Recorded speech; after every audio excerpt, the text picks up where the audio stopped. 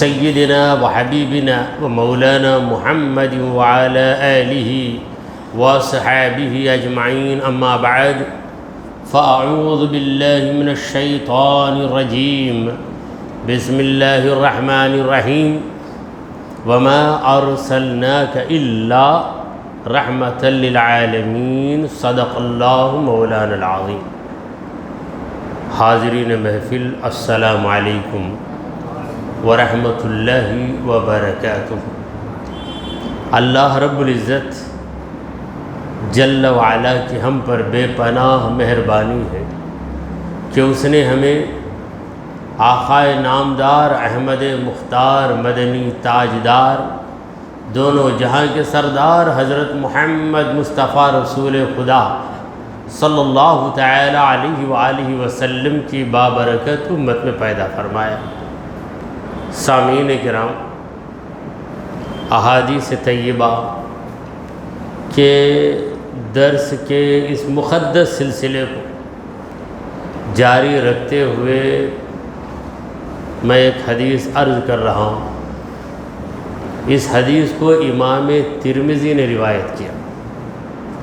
امام ابو عیسیٰ ترمذی، ان کا درجہ تیسرا ہے.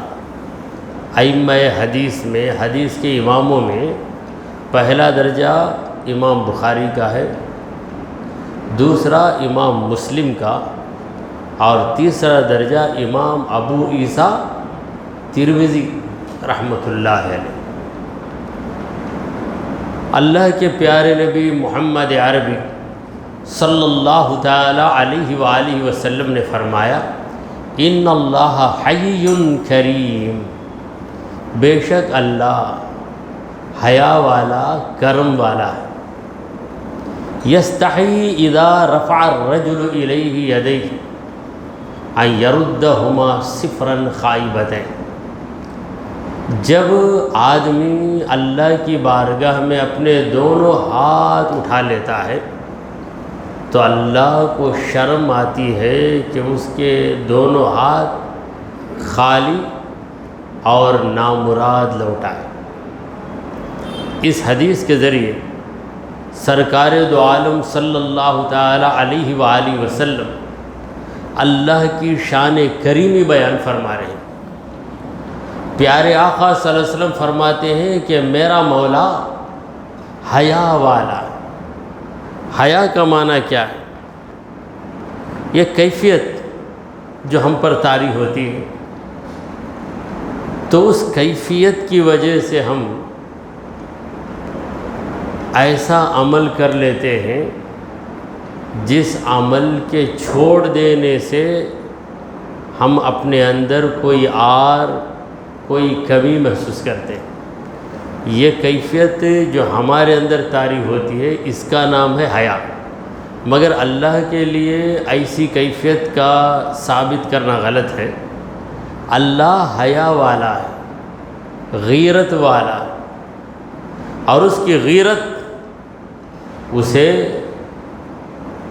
اللہ کی غیرت اللہ تبارک و تعالی کے حق میں بندے کو نوازنے پر آمدہ کر دیتی. تو اللہ حیا والا ہے اور کرم والا ہے. جو کریم ہوتا ہے وہ مانگنے والے کو دیے بغیر لوٹا نہیں سکتا. اس کا کرم اسے اجازت نہیں دیتا. کریم کے دروازے پر کوئی آ جائے، یہ کریم کسی انسان کا نام نہیں ہے، صفت جس کے اندر کرم ہوتا ہے، مہربانی کرنے کا مادہ ہوتا ہے، اسے کہتے ہیں رجل کریم، کریم انسان. تو کریم انسان یہ گوارا نہیں کرتا کہ کوئی اس سے مانگے اور لیے بغیر چلا جائے. تو اللہ تعالیٰ کریم، اور ایسا کریم ہے کہ قدرت والا کریم. انسان کبھی کرم والا ہوتا ہے مگر دینے کی اس کے اندر طاقت نہیں ہوتی. کریم ہونے کے باوجود دیے بغیر اسے رہنا پڑتا ہے، یہ اس کی مجبوری ہے.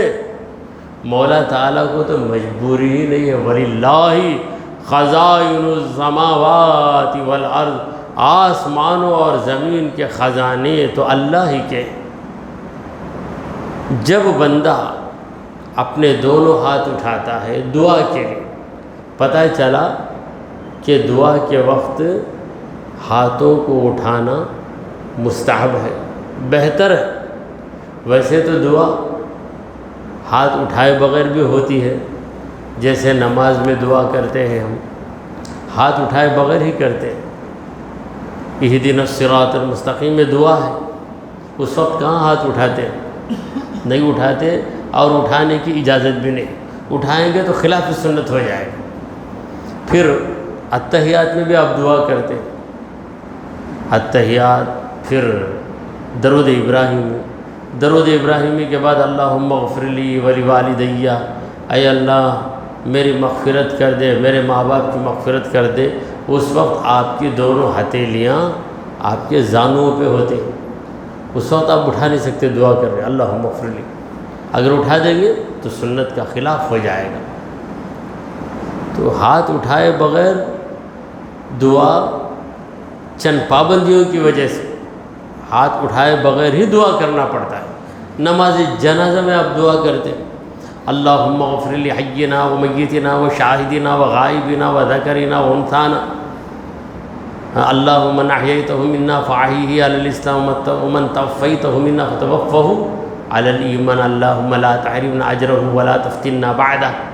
یہ جو دعا آپ کر رہے ہیں اس وقت ہاتھ باندھ کر ہی دعا کرتے ہیں اللہم اغفر لی حینا و میتنا و شاہدنا و غائبنا و صغیرنا و کبیرنا و ذکرنا و انثانا۔ یہ باقاعدہ دعا ہے، اے اللہ معاف کر دے ہم میں جو زندہ ہے اور ہم میں جو گزر گیا، ہم میں جو چھوٹا ہے، ہم میں جو بڑا ہے، ہم میں جو حاضر ہے جو غائب ہے، جو مرد ہے جو عورت ہے، سب کی مغفرت کر دے۔ یہ دعا ہم کرتے ہیں تو اس وقت دونوں ہاتھ ہمارے بندھے ہوئے رہتے ہیں۔ یہی مسنون طریقہ ہے۔ نماز کے علاوہ جب آپ دعا کریں گے تو ادب یہی ہے کہ دونوں ہاتھ اٹھا کر دعا کریں۔ تو جب بندہ دعا کے لیے ہاتھ اٹھا کر مولا سے مانگتا ہے تو مولا ایسا کریم ہے کہ اس کے ہاتھ کو خالی نہیں لوٹاتا، ان یردہما صفراً، اس کے ہاتھ کو صفر بالکل خالی لوٹانا اللہ پسند نہیں کرتا، اللہ کو شرم آتی ہے۔ خالی بتائیں نامراد اس کے ہاتھ کو لوٹانا خدا کو پسند نہیں ہے۔ کئی بار ایسا ہوتا ہے کہ ہم دعا کرتے ہیں، اس کے باوجود ہماری مراد ہمیں نہیں ملتی، تو سمجھ لینا چاہیے کہ ہماری مراد نہ ملنا اسی میں ہماری سلامتی ہے، کیونکہ ہم نادان ہیں۔ نادانی کی وجہ سے ہم ایسی چیز طلب کرتے ہیں جس میں ہمارا ہی نقصان ہے۔ چمکتی ہوئی چھری ہے، بچہ بڑی ضد کرتا ہے کہ وہ چھری مجھے دو، وہ چھری مجھے دو، مگر نہ اس کی ماں اسے چھری دیتی ہے نہ اس کا باپ اسے چھری دیتا، تڑپ تڑپ کر اس کی حالت خراب ہو جاتی۔ اس وقت بچہ سوچتا کہ میری خواہش کی چیز مجھے نہیں دیتے، میری خواہش کی چیز مجھے نہیں دیتے۔ اگر اس کی خواہش کی چیز اس کے ہاتھ میں تھما دی جائے، چھری اگر رکھ دی جائے، تو پھر اس معصوم کا حال کیا ہوگا؟ لہو لہان ہو جائے گا، اس کی پوری ہتھیلی کٹ جائے گی، خون بہنے لگے گا۔ تو ماں باپ جانتے ہیں کہ بچے کی بھلائی کس میں ہے، تو ماں باپ سے بڑھ کر مہر رکھنے والا پروردگار جانتا ہے کہ ہماری بھلائی کس میں ہے، اس لیے دعا کے باوجود وہاں سے نوازش نہیں ہوتی، مگر اس کے عوض اللہ تعالیٰ ضرور بضرور کوئی دوسری نعمت دے دیتا ہے جو ہمارے حق میں بہتر ہوتی ہے۔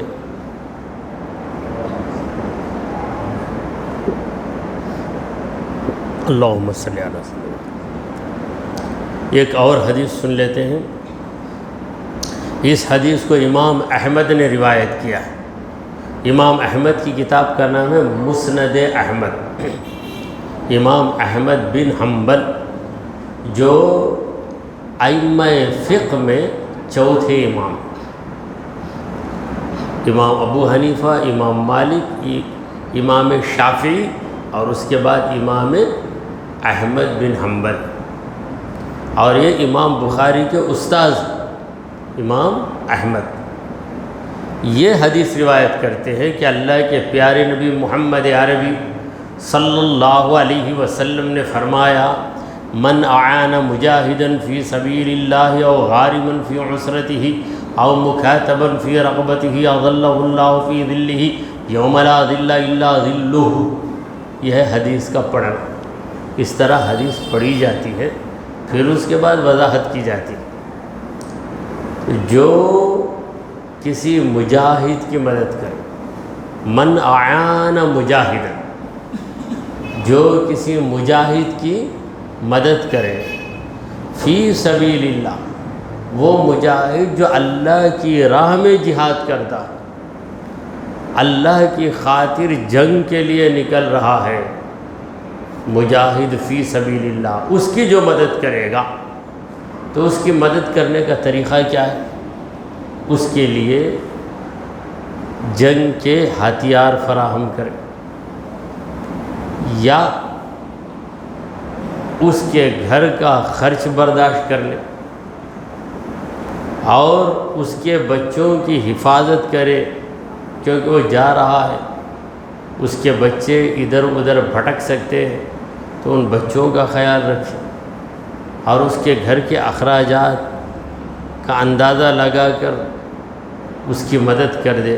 بہرحال مدد کرنے کی جو بھی صورت ہو، جو کسی مجاہد کی مدد کرے، او غارما فی عسرتی، یا اس کی جو قرض میں دبا ہوا ہے اور تنگی کی حالت میں قرض نہیں دے رہا ہے، واپس نہیں کر رہا ہے، تو اس کی مدد دو طریقے سے، ایک تو یہ ہے کہ قرض ہی کو معاف کر دے، چلو قرض معاف کر دیا، یا یوں کہہ دے کہ وہ قرض نہیں ہے، وہ تحفتاً آپ کو دے دیا، یہ ایک صورت ہے۔ اور دوسری صورت یہ ہے کہ اسے مہلت دی جائے کہ تم اب نہیں لوٹاتے تو بعد میں لوٹاؤ، یہ ہے مدد کرنا۔ قرض دینے والا اس طرح مدد کرے، مگر اسی وقت قرض لینے والا بھی بدمستی نہ کرے۔ بدمستی، ایک تو مستی ہوتی ہے، بدمستی، قرض لے کر واپس کیے بغیر رہنا، حیثیت ہونے کے باوجود، یہ بہت بری بات ہے۔ اگر واقعی کوئی مخروض جس کے اوپر قرض ہے وہ تنگی کی حالت میں ہے، تو اس کی تنگی کا لحاظ کرتے ہوئے جو اس کی مدد کرے گا، او مکاتباً فی رقبتی، یا کسی ایسے غلام کی مدد کرے گا جو غلام اپنے مالک سے آزادی حاصل کرنے کے لیے پیسوں کا ضرورت مند ہے۔ کوئی مالک اپنے غلام سے کہا کہ تو مجھے 10,000 روپے دے دے گا تو میں تجھے آزاد کر دوں گا، تو آزاد ہو جائے گا، تو ایسے غلام کو مکاتب کہتے ہیں، عبد المکاتب۔ تو جب وہ پریشان ہو کے گھومے گا کہ 15 دن کے اندر میں اپنے مالک کو اگر 10,000 دے دوں تو مجھے چھٹکارا مل سکتا ہے، تو اس کی مدد کرنا، یعنی جو چیز اسے ضروری ہے، جتنے پیسوں کی اسے ضرورت ہے اتنے پیسے، یا کم از کم کچھ حصہ دے دے، 10,000 ہے تو 1,000 یہ دے دے، ایسے 10 آدمیوں سے وہ 10,000 لے لے گا، لے کر اپنے مالک کے پاس دے گا تو غلامی سے اسے نجات مل جائے گی۔ تو 3 لوگوں کی مدد، پہلے مجاہد کی مدد جو اللہ کی راہ میں جہاد کرنے والا، دوسرے مخروض کی مدد جو قرض میں دبا ہوا ہے اور تنگی کی حالت میں، یہ تنگی کی حالت، اس پہ غور کرنا ہے۔ اگر فراخی ہے تو پھر اس کی کیا مدد کریں گے۔ اور تیسری چیز، وہ غلام جو آزاد ہونے کے لیے اپنے مالک سے بات کر چکا ہے، تو ان تینوں کی جو مدد کرے گا اللہ تعالیٰ اس مدد کرنے والے کو اپنے سائے میں رکھے گا۔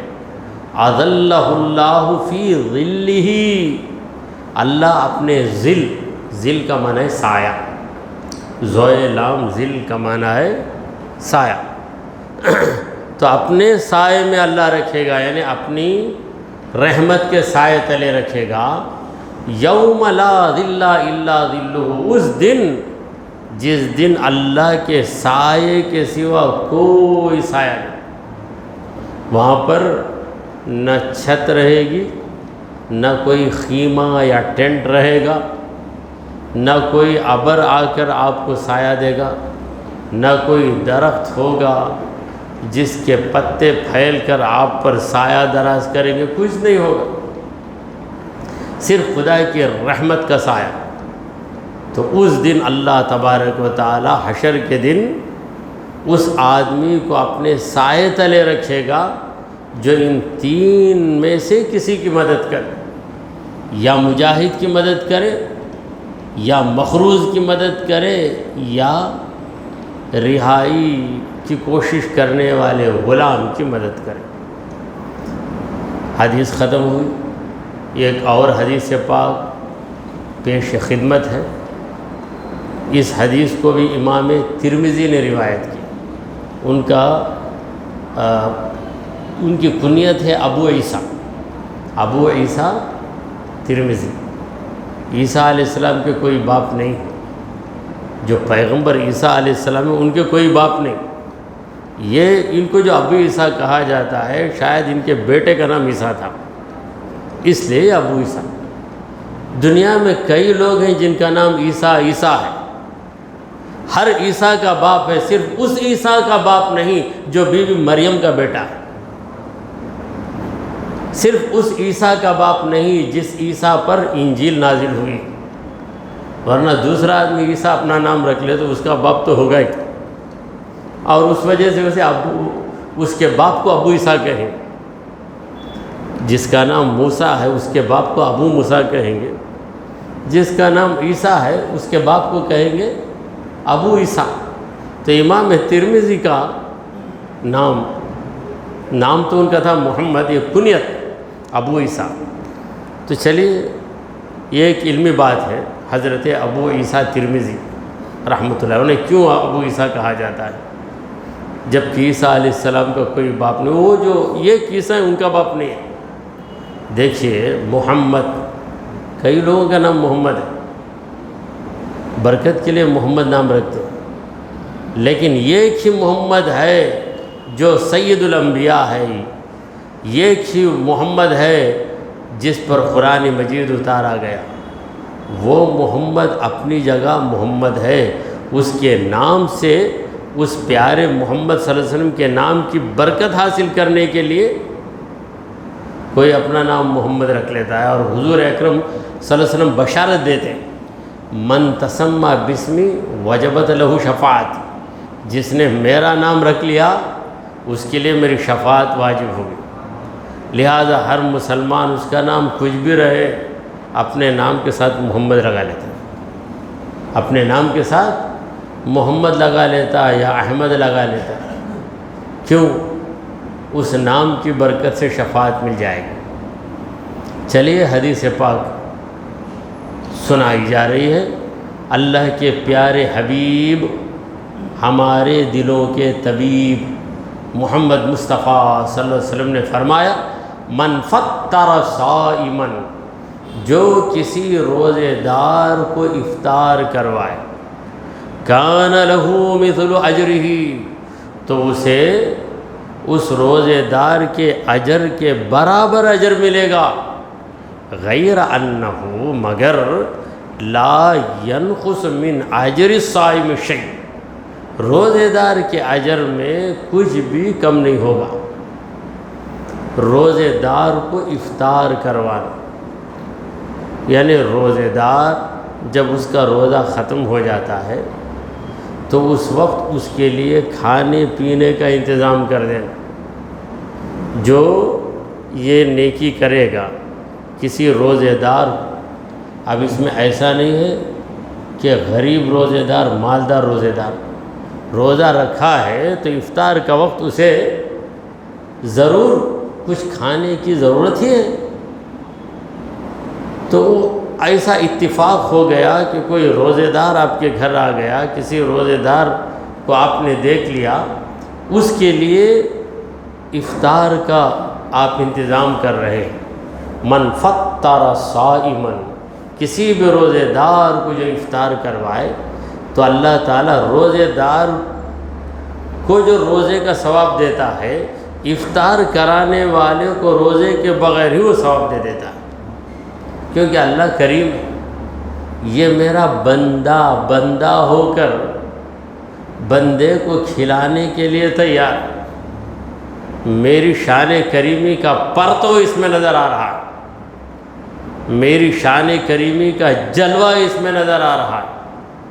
اور حضور صلی اللہ علیہ وسلم کا یہ بھی فرمان ہے کہ تخلقوا باخلاق اللہ، اللہ کے اخلاق اپناؤ۔ اللہ کے اخلاق کیا ہے؟